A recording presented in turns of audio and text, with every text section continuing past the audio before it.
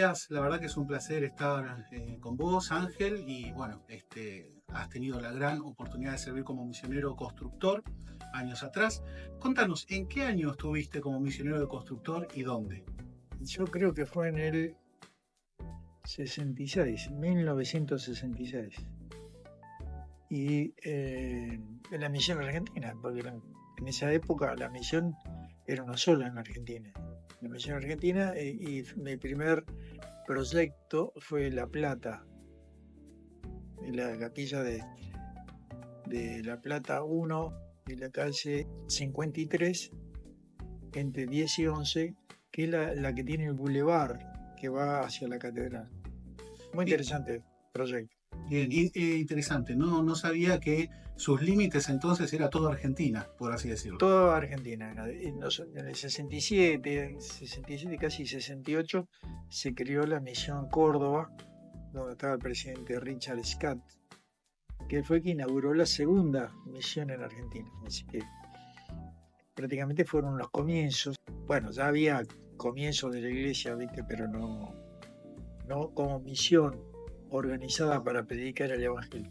¿Y qué función cumplías como misionero constructor? Simplemente formaba parte de una cuadrilla había una cuadrilla de misioneros norteamericanos, Church Builders, que eran los que hacían hormigón. Ellos tenían 2 camionetas con trailers con tolvas de hormigón. Entonces, cuando el supervisor del proyecto armaba los encofrados, porque todo era una sola base de hormigón con los bloques, y era toda una... hubo capillas en que se inclinaron por inundaciones del subsuelo, y sin embargo nunca se quebraron, porque era toda una sola pieza de hormigón. Entonces ellos venían, o ya estaba listo el encofrado, y hormigonaban.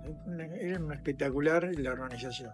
Y justamente con respecto a la organización, ¿quién dirigía tus esfuerzos como misionero? Siempre había un supervisor. En esa época habían supervisores que eran ingenieros, arquitectos, carpinteros, ya retirados, norteamericanos, ¿no? Entonces ellos nos dirigían porque los planes de capillas eran prácticamente de ellos. O sea que, un ejemplo, el plan Nelson de capillas se había generado en las oficinas de la iglesia centrales. Entonces, a nivel, digamos, de edificar, se edificaba con esos planos. No había planos locales, digamos.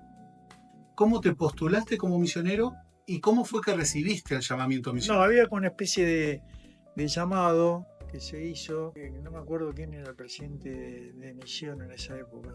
Entonces hizo un llamado a los jóvenes. Yo tendría, qué sé yo, 16 años más o menos. Entonces me llamó la atención eso. Pero después que pasar el tiempo, por supuesto, estaba estudiando. Y a los 17 me fui, 17 años. Me embarqué en esa experiencia. Y bueno, ¿Cuántos años duró la misión, Ángel? y 2 años. 2 años. Precisamente 2 años. Me acuerdo que fui a Pacheco, la casa de la misión que estaba ahí, de Rosario a Pacheco.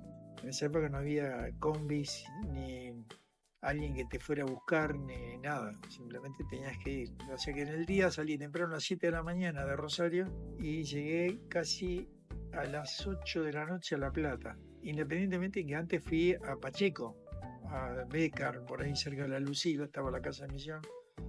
Y después embarcarme para La Plata. En esa época los trenes andaban. Estoy seguro que viste muchos milagros en tu misión. Sí, uno de ellos te explico. Un día de lluvia, estábamos en la capilla de Parque Urquiza y estaba lloviendo. No había techos todavía, porque se estaban armando las cabreadas.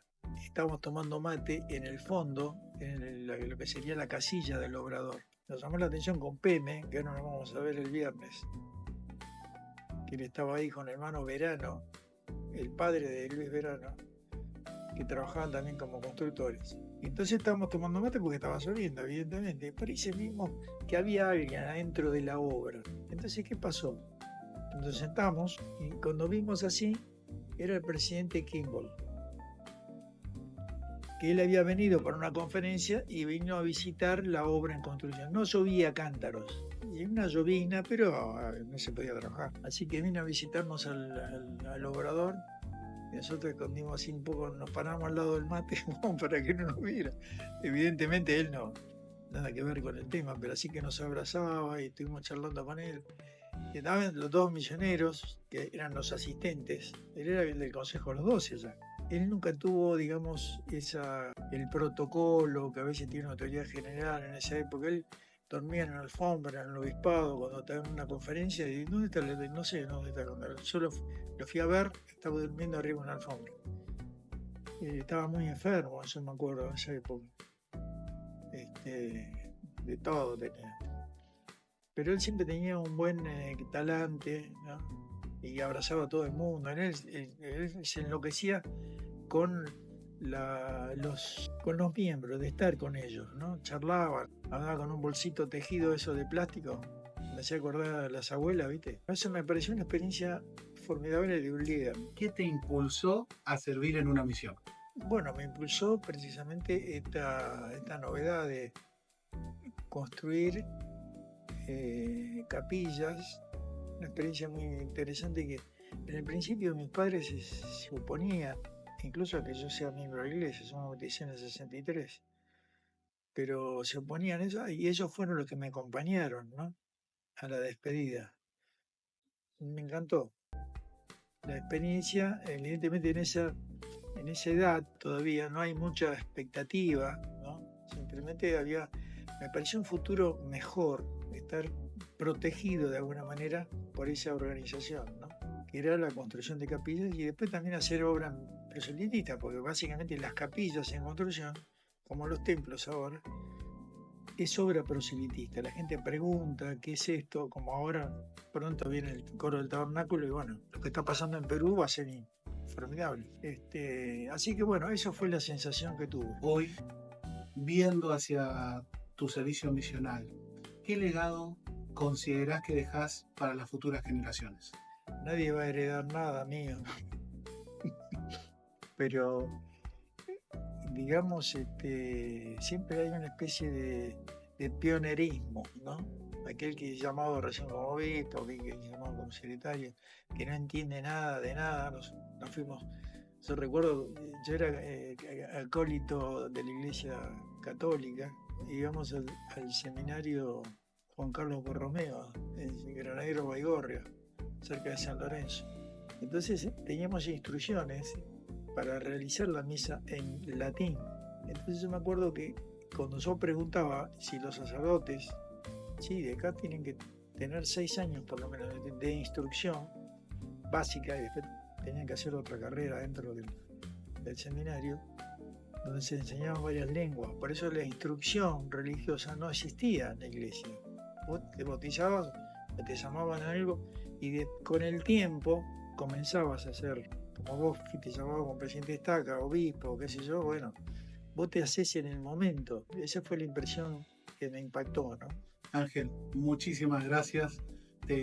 Toda la congregación te da un abrazo muy grande y muchas gracias por ser uno de los pioneros misioneros en Argentina. Bueno. Abrazo.